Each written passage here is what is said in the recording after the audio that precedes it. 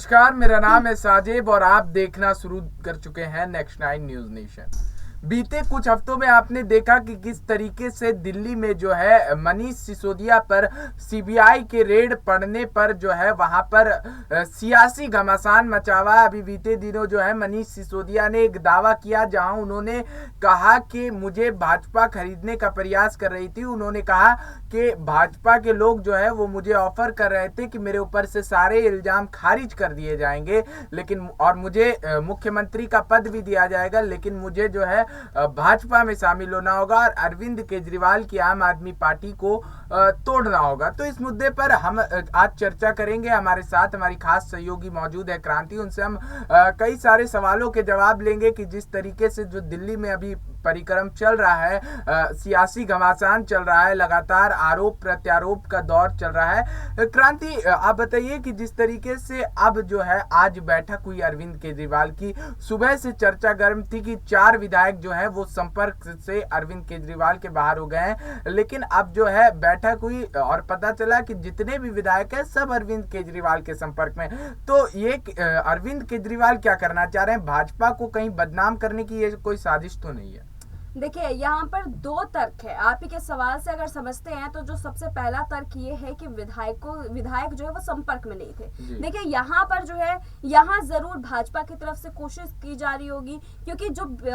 विरोधी दल जो है वो बार बार जो आरोप लगा रहे थे कि आप जो है यहाँ पर आप लोटस मिशन चलाने की कोशिश कर रहे हैं और उसके तहत इसके तहत जो है आप बार बार जो है तमाम विधायकों को अपने पाले में लेने की कोशिश कर रहे हैं, जैसे आपने महाराष्ट्र में किया है। वही आरोप जो है भाजपा के ऊपर दोबारा लग रहा था, जिसको लेकर के अरविंद केजरीवाल हावी थे और वो कह रहे थे कि भाजपा जो है अपनी नीति दोबारा यहाँ पर दोहराना चाह रही है और इसीलिए हमारे विधायक जो है वो संपर्क में नहीं है। लेकिन जब दूसरा हुआ कि मीटिंग खत्म हुई और उसके बाद पता चला कि सभी विधायक जो है उनके संपर्क में है, इससे ये बात तो बिल्कुल तय हो गई कि कहीं ना कहीं पार्टी के अंदर जो खलबली मची हुई थी उसको लेकर के अरविंद केजरीवाल जो है लगातार बयानबाजी करते हुए नजर आ रहे थे, क्योंकि इस तमाम मुद्दे पर बीजेपी की तरफ से कोई प्रतिक्रिया नहीं आई। तो कहीं ना कहीं बीजेपी इससे अपना पाला झाड़ करके चल रही थी। तो यहाँ मान सकते हैं कि बीजेपी की छवि पर जो एक स्टिग्मा लग चुका है कि आप मिशन लोटस के तहत जो है विधायकों को अपने साथ लेकर के चल रहे हैं, उस पर हावी होने की कोशिश जो है वो अरविंद केजरीवाल की तरफ से की जा रही थी। देखिए, जिस तरीके से यहाँ पर आपने कहा कि भाजपा पर जो आरोप एक स्टिग्मा लग चुका है कि वो मिशन लोटस के लिए जो है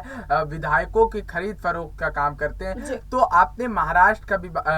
की भी बात कही कि महाराष्ट्र में भी जिस तरीके से उन्होंने कहा, तो लेकिन भाजपा कहती है कि हम खरीदेंगे। और कल जब मनीष सिसोदिया का बयान आया तो मनीष सिसोदिया के बयान पर लगातार जो है गौरव भाटिया और मनोज तिवारी जो सांसद है उन्होंने लगातार जो है अपने बयानों से गिरा। उन्होंने कहा कि ऐसे बेईमानों को हम अपने साथ हरगिज नहीं लेंगे और उन्होंने कहा कि भाजपा ऐसा घिनौने कृत्य को नहीं करती है, खरीदने का ये सारे काम नहीं करती। और देखिए, तथ्य अगर आप देखेंगे क्रांति, तो सुबह से जो चर्चाएं चल रही थी कि 4 विधायकों को खरीदने की वहां पर बात हो रही थी, 4 विधायक, तो 4 विधायक को अगर खरीद भी लेते हैं,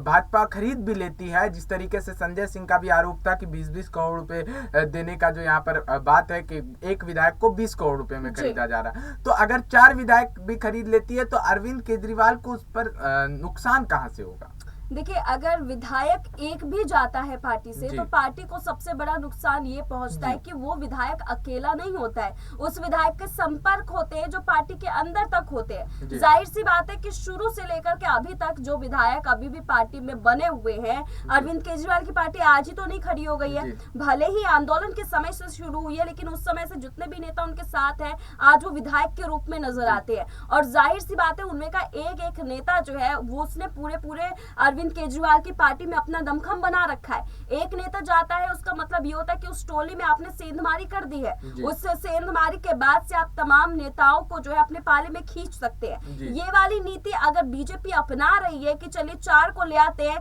12 तो खुद ही आ जाएंगे, तो यहाँ पर इस नीति से बहुत बड़ा नुकसान जो है वो अरविंद केजरीवाल को पहुंच सकता है। लेकिन अगर भाजपा ऐसा नहीं कर रही है, उसके बाद आरोप लग रहा है, तो जाहिर सी बात है कि अरविंद केजरीवाल जो है अपनी सत्ता ना डगमगाने को लेकर के ये आरोप जो है वो लगातार लगाते आ रहे हैं। और देखिए अभी आपने एक बात और कही थी कि बीजेपी जो है वो क्यों ऐसे कृत्य करेगी, और बीजेपी अपने ऊपर लग रहे आरोपों को जो है वो हटा रही है। तमाम नेता जो है वो बयानबाजी करके कह रहे हैं कि हम खरीद फरोख्त की नीति नहीं अपनाते हैं, लेकिन आप खुद देखिए जब बीजेपी की अगर हम बात कर ले, अगर हम उसके दूसरे पहलू पर भी नजर डालेंगे तो जाहिर सी बात है कि बीजेपी जो है वो खरीद फरोख्त नहीं कर रही है। तो जब नीतीश कुमार उनके साथ थे तो नीतीश कुमार अच्छे लग रहे थे, जब नीतीश कुमार साइड बाय हो गए तो बिहार में जितने भी क्राइम की खबरें होती हैं, जितने भी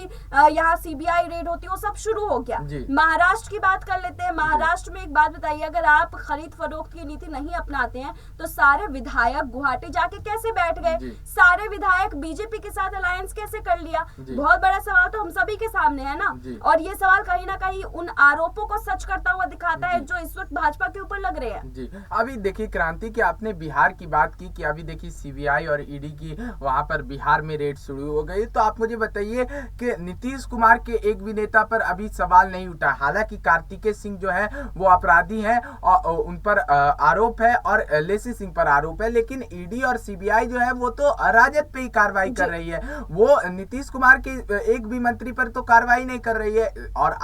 आपका अगर आरोप है कि भाजपा कार्रवाई करवा रही है राजद पर या राजद के नेताओं पर, तो भाजपा तो कहती है कि हमने सीबीआई की कार्रवाई नहीं की। और अगर आप बात करेंगी तो ये मुद्दा 3 महीने पहले का है जिस पर सीबीआई और ईडी अब कार्रवाई कर रही है। तो 3 महीने से भोला यादव से सवाल जवाब हो रहा था और उसका जो है अब निष्कर्ष निकल के आया तो जांच कर रही है। वहीं अगर महाराष्ट्र में अगर हम चले जाएं तो महाराष्ट्र में अगर बीजेपी ने खरीद फरोख्त किया भी है तो महाराष्ट्र में बीजेपी क्यों फिर एक लड़ाई छिड़ने देती, क्यों वहां पर एक लड़ाई जो अभी शिवसेना को लेकर के है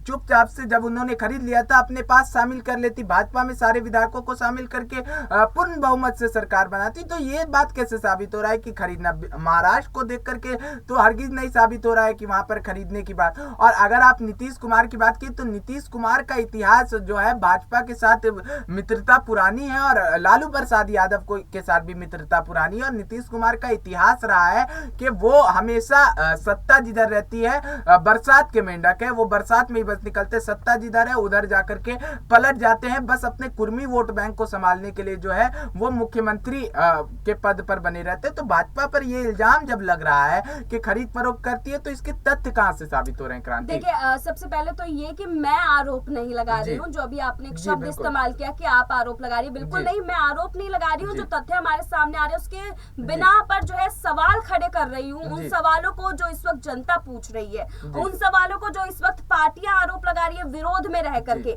उन सवालों को मैं लेकर के सामने आ रही हूँ। मैं भाजपा के खिलाफत में नहीं हूँ, ना ही मैं विपक्षी पार्टी के खिलाफत में हूँ। मैं एक जर्नलिस्ट हूँ और बीच की बात करती हूँ कि ताकि दोनों तरफों की बात जो सामने हो। अब देखिए दूसरी बात कि यहाँ पर पहले तो बिहार वाले शब्द पे आ जाते हैं आपके कि बिहार में जो आपने जिस बोल को लेकर के आपने कहा, तो देखिए बिहार में देखा यही गया कि आरजेडी जो है, आरजेडी के साथ 36 का आंकड़ा जो है वो बीजेपी का रहा है। और यही वजह है कि बार बार बीच में पलटू राम की भूमिका निभाने का मौका नीतीश कुमार को मिलता रहा है, क्योंकि उन्हें पता है कि ये दोनों पार्टियां एक साथ अलायंस नहीं करेंगी और जो छोटी पार्टियां हैं वो बहुमत का आंकड़ा नहीं अकेले लेकर के आएगी। तो यहाँ पर इन दोनों के बीच में जो पलटू राम की स्थिति निभाते हैं वो यहाँ पर नीतीश कुमार है, वो पलट जाते हैं। मैं नीतीश कुमार की बात ही नहीं कर रही हूँ, मैं यहाँ पर आरजेडी और बीजेपी की अगर बात मामला खरीद फरोख्त का जी बिल्कुल बिल्कुल आपके खरीद फरोख्त पर ही आती हूँ, लेकिन उससे पहले आपने ईडी सीबीआई जांच में भी तथ्य मांगा था, तो उन तथ्यों को लेकर के जरूर आऊंगी। देखिए यहाँ पर बीजेपी और आरजेडी की अगर हम बात कर ले तो देखिए आरजेडी और बीजेपी के बीच में 36 का आंकड़ा रहता है, दोनों एक साथ अलायंस नहीं कर सकती है। और आरजेडी के ऊपर कोई आज से कार्रवाई नहीं हो रही है, आरजेडी के ऊपर आपने खुद बताया कि 3 महीने पहले से कार्रवाई हो रही है और उससे पहले भी कई सारी कार्रवाई हुई है। लेकिन आज जिस कार्रवाई में इतनी तेजी देखी जा रही है, ये कार्रवाई में तेजी उस समय नहीं देखी जा रही थी जब वो सत्ता में नहीं थी। उससे पहले जो कार्रवाई होती थी वो कार्रवाई बहुत ही शांतिपूर्ण तरीके से होती थी, भले ही फंसाने की कार्रवाई हो लेकिन बहुत ही शांतिपूर्ण तरीके से होती थी। मैं जांच एजेंसियों का सवाल नहीं खड़े कर रही हूँ, लेकिन जो स्थिति बन रही है वो स्थिति सवाल जरूर खड़ा कर रही है। अब दूसरा महाराष्ट्र पे आ जाते हैं, आपने बोला महाराष्ट्र की स्थिति में जो है वो शिंदे गुट के जो विधायक है उनको क्यों नहीं भाजपा ने अपने में शामिल कर लिया। तो देखिए वहां पर अगर हम नजर डालेंगे तो वहां पर बीजेपी जो है वो अपने में शामिल इसलिए नहीं कर रही थी, क्योंकि वहां पर सिर्फ और सिर्फ विधायक नहीं आए थे, उनके खेमे का एक मुखिया भी सामने आया था। एक पार्टी के अंदर देवेंद्र फडणवीस और एकनाथ शिंदे एक साथ नहीं हो सकते हैं, दोनों के दोनों बीजेपी के अंदर आकर के मुख्यमंत्री पद का दावा नहीं कर सकते हैं, अलग अलग पार्टी में रहकर, क्योंकि बीजेपी को ये बात पता है कि महाराष्ट्र में अपनी सत्ता जो है इस वक्त काबिज नहीं कर सकती पूर्ण बहुमत के साथ में। तो चलिए शिंदे गुट आ गया, शिंदे गुट को अपना अलग पाला देते हैं, अपना अलग पाला रखते हैं, अलायंस करके सरकार बना लेते हैं। वहां पर जब हम मजबूत अपनी स्थिति कर लेंगे तो हमारे पास हमारे खुद के विधायक हैं जिनके बलबूते पर हम चुनाव लड़ सकते हैं और जीत भी दर्ज जरूर करेंगे। अब वहां पर उस शिंदे गुट के विधायक को अगर अपने पार्टी में शामिल कर लेंगे, कल को जब उनको निकालेंगे तो फिर तब और सवाल खड़े होंगे। इसलिए यहाँ पर बीजेपी खेला कर रही है, वो यहाँ पर उन विधायकों को मौका दे रही है जो विधायक उन्हीं के पार्टी के, बाहरी विधायकों को अपने साथ नहीं जोड़ रही है, उनको खरीद के उन्हीं की पार्टी में रहने दे रही है, लेकिन अलायंस करके सरकार बना ले रही है। और ये सिर्फ एक राज्य की नहीं, 2-3 राज्यों की और कहानी है। अब देखिए यहाँ पर खरीद फरोख्त की आप बात करें तो उस खरीद फरोख्त पे एक और चीज कहूंगी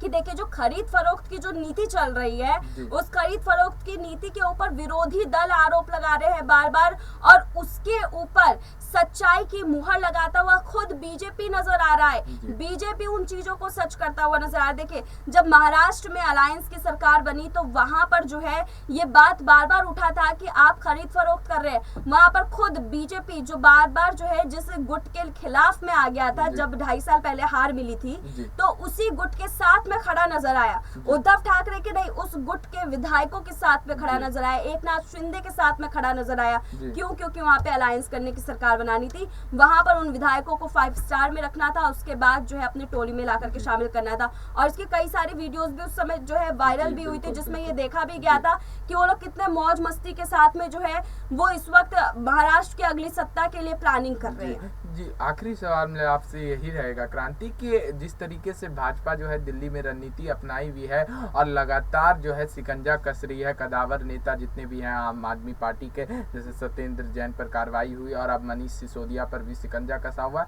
तो क्या लगता है कि बीजेपी अपने जो उनका मिशन लोटस जो है उसको वहां पर सक्सेसफुल कर पाएगी, या आम आदमी पार्टी जो है वहां पर मजबूती से खड़ी रहेगी और अगली बार भी जो है वो सरकार बनाएगी? देखिए दिल्ली में आम आदमी पार्टी को टक्कर देना इस वक्त एक ऐसा समय हो चुका है जहां पर शायद ही कोई विरोधी दल होगा जो दिल्ली में आम आदमी पार्टी को टक्कर देने के बारे में सोचेगा, क्योंकि जितनी सीटें, जितनी बहुमत के साथ यहां पर आम आदमी पार्टी खड़ी हो रही है, शायद ही कोई और पार्टी होगी जो इतने दमखम के साथ अपने राज्यों में खड़ी होगी। तो जाहिर सी बात है यहाँ पर आम आदमी पार्टी को टक्कर मिलना बेहद मुश्किल है। लेकिन अगर बीजेपी सच में अगर ये खेल कर रही है कि आप खरीदो फरोख्त करो और उसके बाद जो अपनी सरकार बना लो, अगर बीजेपी ऐसा कर रही है तो जाहिर सी बात है कि कई सारे ऐसे नेता होते हैं जो बेहद ही लालची होते हैं, और अगर अरविंद केजरीवाल की पार्टी में उन्हीं नेताओं के दर्जे होंगे तो जाहिर सी बात है कि वो नेता खिसक करके पार्टी तोड़ने में समय नहीं लगाएंगे। लेकिन अगर वो खरीद फरोख्त की नीति पर बिकने वाले लोग नहीं होंगे और अरविंद केजरीवाल अपने विधायकों को खुश करने में